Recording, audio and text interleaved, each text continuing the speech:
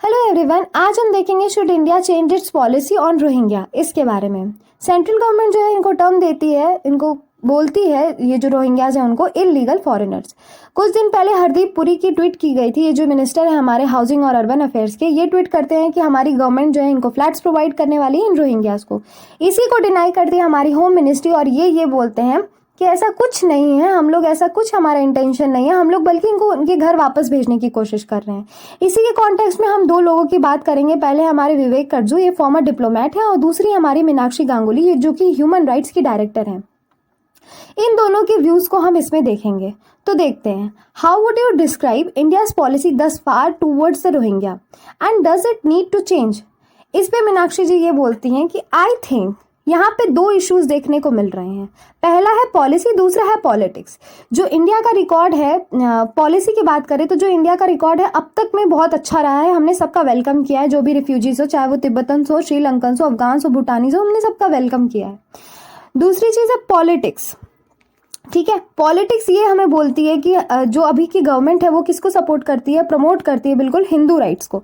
और ये जो रोहिंग्यास है ये मुस्लिम है, इसीलिए ऐसा इनके साथ देखने को मिल रहा है। तीसरी चीज ये बोलती है कि जो हमें सिक्योरिटी थ्रेट है और टेरर थ्रेट है, ऐसे एलिगेशंस इनके ऊपर लग रहे हैं रोहिंग्यास के ऊपर, बिल्कुल अनसब्सटेनेटेड है और ऐसा कुछ नहीं है।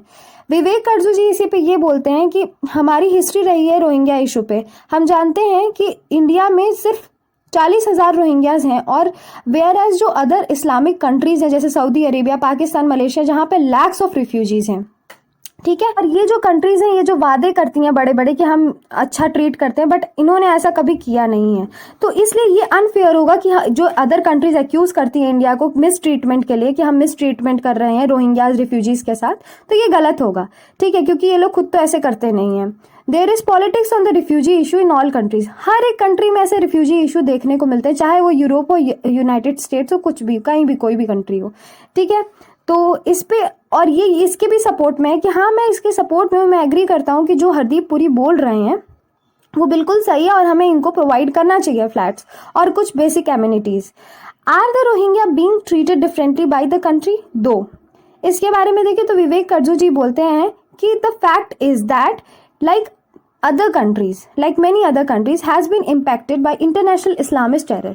बहुत जो कंट्रीज हैं इनके ऊपर ये जो है टेरर का इम्पैक्ट पड़ चुका है, जो इस्लामिस्ट टेरर हुआ है ये सारी कंट्रीज के ऊपर पड़ा है। इसीलिए जो ग्रेटर सेंसिटिविटी देखने को मिलती है इंडिया में, जो सिक्योरिटी थ्रेट के बारे में ऊपर मीनाक्षी जी ने कहा था कि जो हमें सिक्योरिटी थ्रेट है, ऐसा एलिगेशंस इनके ऊपर लगता है बिल्कुल अनसब्सटेनेटेड है। तो हमारे ऊपर इतनी बारी अटैक हो चुका है, इसलिए हम इतने डरे हुए रहते हैं। ठीक है, तो हमें एक बारी चेक करना होता है। तो ये सिक्योरिटी थ्रेट इसीलिए देखने को मिलता है। इनफैक्ट अभी एक रिसेंटली केस भी देखने को मिला था जहां पे एक पर्सन जो है रशिया से होते हुए इंडिया आ रहा था अटैक करने के लिए। ठीक है, तो मैं समझ सकता हूं कि ये जो कंसर्न है सिक्योरिटीज का, सिक्योरिटी थ्रेट का, उसको। ठीक है, तो इसका ये मतलब नहीं है कि हम जो भी कम्युनिटीज हैं उनको कुछ एमिनिटीज ना दें, उनको फ्लैट्स ना प्रोवाइड करें, इसका ये मतलब नहीं है। बट हमें जो है इनको देना चाहिए, बेसिक डिग्री ऑफ एमिनिटीज जो है हमें प्रोवाइड करनी चाहिए इनको। इसी पे मीनाक्षी गांगुली जी ये बोलती हैं कि हमारा जो सिटीजनशिप अमेंडमेंट एक्ट है ये बिल्कुल डिस्क्रिमिनेट है। किस बेसिस पे? तो रिलीजन के बेसिस पे। ठीक है, और ये जो रोहिंग्यास है इनको बहुत लंबे समय से इनके साथ मिस ट्रीटमेंट हो रहा है, तो इसको सही करने की इंडिया को जरूर इनके जो रूट प्रॉब्लम है इसको देखना चाहिए, एड्रेस करना चाहिए और इनकी प्रॉब्लम को सॉल्व करना चाहिए। तो ये हमें करना चाहिए। फिर विवेक जी ये बोलते हैं, how much are India's diplomatic concerns and bilateral ties with Myanmar a part of the Rohingya policy and could India play a bigger role in resolving the issue? और इस पे ये बोलते हैं कि India has a major security interest in Myanmar and it is not unnatural for a country like India which shares such a long border, a history of trouble, to look at its security interest first and foremost. तो ये हमारे लिए unnatural नहीं है। हमारा जो security interest है Myanmar के साथ और हमारा लॉन्ग बॉर्डर शेयर होता है, ठीक है, तो इसके लिए हमें कुछ करना चाहिए। म्यांमार में ऐसी एथनिसिटी देखने को मिलती है, बहुत ही ये सेंसिटिव इशू है और बहुत ही कम्युनिटीज, जो बहुत सारी कम्युनिटीज हैं वहाँ पे, उनके साथ ऐसे डिस्क्रिमिनेशन किया जाता है। ठीक है। और इंडिया को इसमें क्या लीड लेना चाहिए, तो मुझे ऐसा लगता है, विवेक जी का ऐसा कहना है कि मुझे ऐसा लगता है, I should imagine that the lead on Rohingya rights should be taken by those countries that have hosted the Rohingya for decades. तो ये उन कंट्रीज को ये इनका वो लेना चाहिए, रिस्पॉन्सिबिलिटी लेनी चाहिए इन रोहिंग्याज की जो इनको होस्ट किए हैं, ठीक है। I can name country after country whose own record of treating the Rohingya is abysmal, and they host much larger numbers of them, and they claim to have solidarity with them, so a leadership role must be played by them। तो वो leadership जो role है उनके ही द्वारा play करना चाहिए।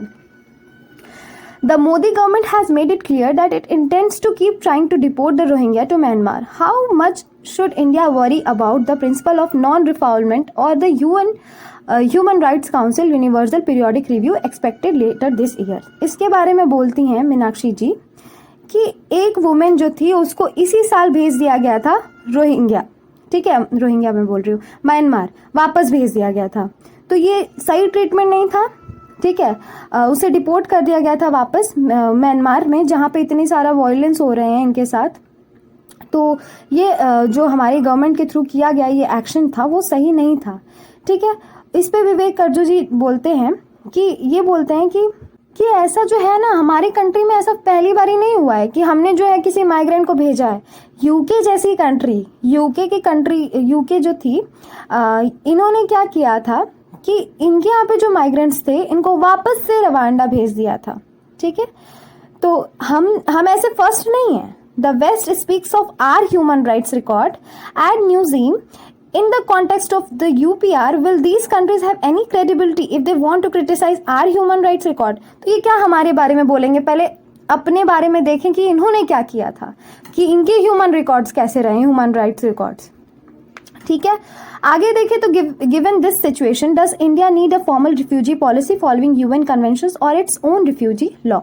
तो इसके कॉन्टेक्स्ट में क्या यूएन को इंडिया को अपना एक फॉर्मल रिफ्यूजी पॉलिसी की ज़रूरत है और यूएन कन्वेंशन को साइन करने की ज़रूरत है। तो इसमें मीनाक्षी जी बोलती हैं हाँ, ये of course there are international standards and policies that need to be followed by all states. तो इसमें हमें साइन करना चाहिए, जो यूएन रिफ्यूजी कन्वेंशन है उसको साइन करना चाहिए, ठीक है, उसको फॉलो भी करना चाहिए और अपने यहाँ पे भी एक ऐसी पॉलिसी बनानी चाहिए, ठीक है।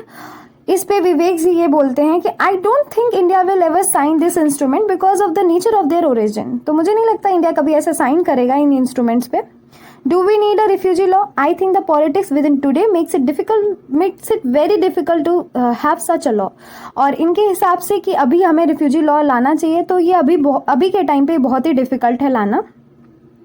Human history itself is the history of migration, and all migration through the millennia has been extremely challenging, extremely troubling, even extremely violent। तो अभी की जो भी ह्यूमन हिस्ट्री रही है माइग्रेशन की, ये बहुत ज़्यादा एक्सट्रीमली चैलेंजिंग रही है, ट्रबलिंग रही है और वायलेंट भी रही है। तो ये था हमारा आज का टॉपिक, जिसमें हमने देखा कि कैसी पॉलिसी हमें लानी चाहिए, नहीं लानी चाहिए। यहाँ पे 2 पर्सन्स थे जिनके अपने अपने व्यूज़ थे। तो ये था हमारा आज का टॉपिक। थैंक यू, मिलते हैं नेक्स्ट वीडियो में।